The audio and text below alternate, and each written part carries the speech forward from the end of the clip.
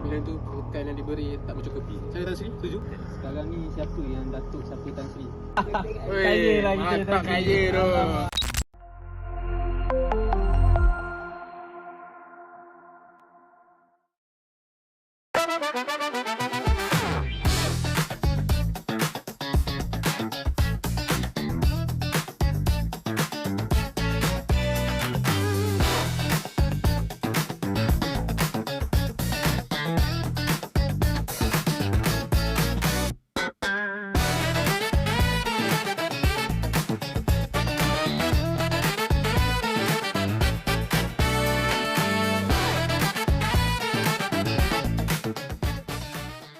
Assalamualaikum warahmatullahi wabarakatuh.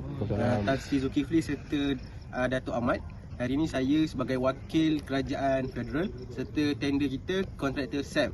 Hari ini akan membentangkan tentang projek yang baru sahaja diluluskan oleh kerajaan federal, iaitu Watergate.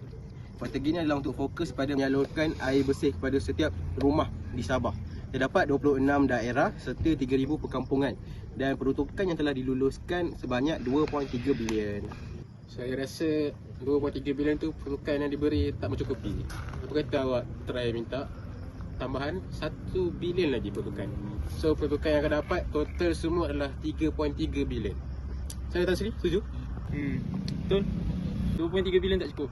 Tambah 1 bilion lagi untuk peruntukan. Betul tak Tan Sri? Paling-paling saya rasa 1 bilion untuk saya, 1 bilion untuk Datuk So peruntukan saya dapat untuk negeri Sabah ni total semua 1.3 saja. Macam mana kita nak hidup kalau tak cukup peruntukan? Saya plan nak beli kereta baru, nak pergi holiday dengan family. Betul. Boleh kontraktor? Tan Sri, saya ingin menegaskan tentang aspek peruntukan. Saya rasa peruntukan 2 bilion yang telah diluluskan ini adalah muktamad dan sudah dikaji. Jadi saya fikir dari sangat sensitif so tidak boleh kita berubah.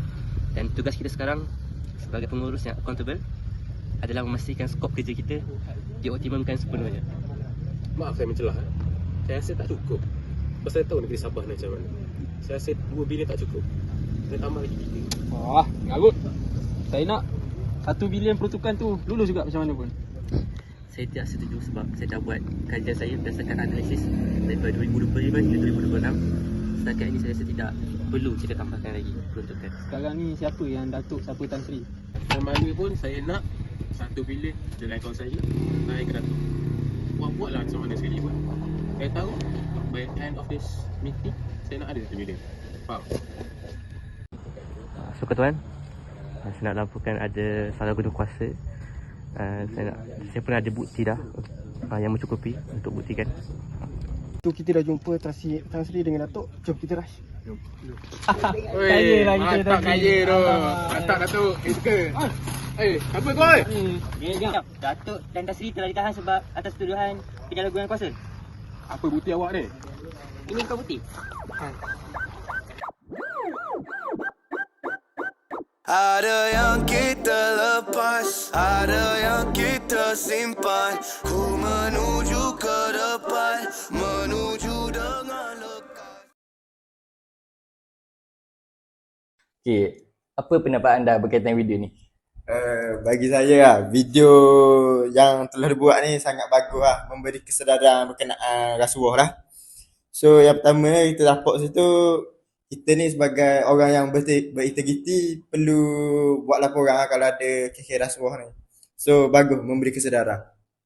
Okay, beres. Terima kasih. Terima kasih. Okay. So pada pendapat saya, rasuah ni memang dilarang lah. Dalam Islam sendiri dilarang kerana dia memberi mudarat. Dan dalam kita punya undang-undang di Malaysia juga, dia juga dilarang. Kenapa? Kita adalah akta kita, iaitu Akta 694, Akta Suruhanjaya Pencegahan Rasuah Malaysia lah tahun 2009. So nak cakap yang rasuah ni serius, kita pun ada akta di Malaysia untuk cegah rasuah. Dalam Islam pun mencegah. So memang kita sangat dilarang lah rasuah ni.